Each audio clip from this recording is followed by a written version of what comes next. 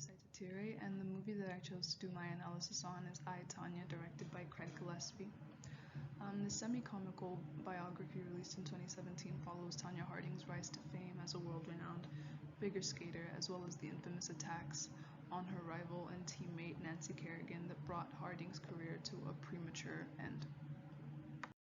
Tanya Harding was an esteemed figure skater and Olympic gold medalist in the late 1990s, best known for being the first American woman to perform and successfully land a triple axel. Harding was extremely dedicated to her sport from a very young age and worked towards being the best figure skater to come out of the United States. Harding grew up poor and from a young age was conditioned to value winning. Her mother put a tremendous amount of pressure on her to bring home the gold because she saw Tanya's passions as another stream of income for their household. And because of the physical repercussions that accompanied loss, Tanya always won. Lavon Faye Golding, mother of the athlete, is a single mother, waitress, and self-appointed coach. While Lavon puts a lot of time into her daughter's craft, she does so for personal gain, and for that she can be considered a morally corrupt individual who is willing to exploit their own child for a check. We can assume, based on the area that she has lived her entire life, that she grew up just as poor as Tanya did, if not more. Her background and disposition make her value money in an almost unhealthy manner.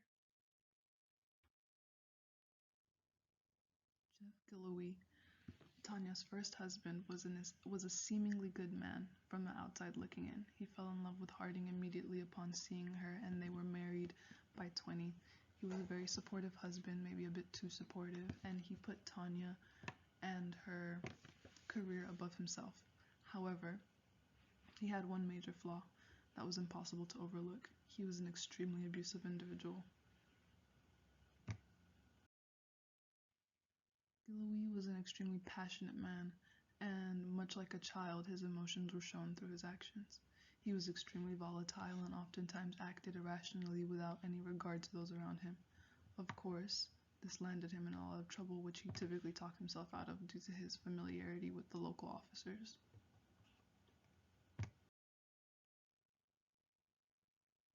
Sean Eghart, the best friend to Gillooly, was an unaccomplished individual, to say the least. In his late 30s, he lived at his parents' house. He had one friend who really only kept him around to feel superior. He didn't have a job, and he lived vicariously through his elaborate delusions of espionage abroad. Eghart's desperate yearning for importance led him to committing crimes that didn't serve him in the slightest. Though he shifted the blame onto Gillooly during interviews, you could tell by his smug demeanor that he felt worthy of the credit. He was proud of his ability to make something happen regardless of how tragic the outcome was for others.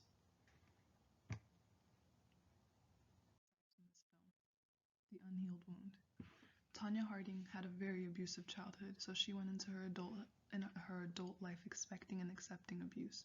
Her relationship with her parents led to a skewed perception of love, which put her in the tragic situation she was left in. The Outcast. Being that Tanya was a very poor girl in a very expensive sport, she was often subject to scrutiny. Her hair, makeup, and costumes, which emphasized her financial limitations, were focused on more than her talent and ability. This created a clear divide between Tanya and her peers. While there were many voices throughout the film that tried to tell Tanya what to do and how to live her life, only one seemed to have her best interests at heart. Her trainer Diane Rollison put up with a lot in order to maintain a relationship with Tanya, and unlike the others, it wasn't because she was gaining anything from it, but because she thought Tanya was an extremely talented young woman. The Detached Manipulator. The attack on Nancy Kerrigan was orchestrated by Sean Eghart. He chose to withhold the majority of the details from Jeff Gillooly, causing major miscommunication regarding what the task really was. The task. As aforementioned, there was never a clear goal with the attack.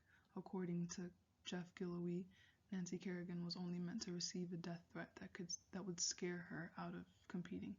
But the plan that was carried out instead was a violent attack that left Nancy with broken legs. She suffered the most from them. She was sentenced to 3 years of probation, given a $160,000 fine, stripped of all of her titles, and banned from ever competing as a figure skater again. This ultimately brought her career to a devastating end.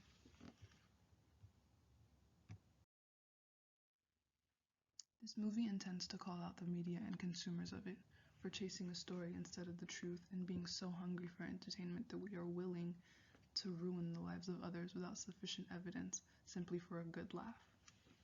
Tonya Harding was a silent victim her entire life, enduring all sorts of abuse yet never pitying herself or allowing her situation to be an excuse. She fought many battles alone, and the moment that she tried standing up and defending herself in front of the world, she was not only disregarded, but she was punished for a crime she did not even commit. After watching this film, I felt extremely guilty for any time that I played a role in the perpetuation and consummation of toxic tabloid stories. While I may not have started any rumors, my engagement with them is just as bad. All the people on the screen and beyond, like Tonya, have a story, and we as a society oftentimes disregard that fact and use their lives as our own entertainment.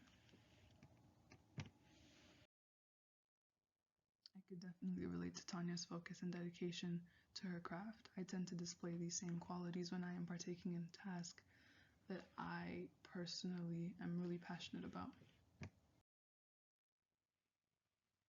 I would definitely recommend this film. Not only is it done very well, it aims to clear the name of a woman who only really ever wanted to skate. While Tonya Harding is not perfect, she did not deserve what happened to her, and this movie gives Tonya a chance to have her narrative told and heard for the very first time in her life. That's all I have for you today. Thank you.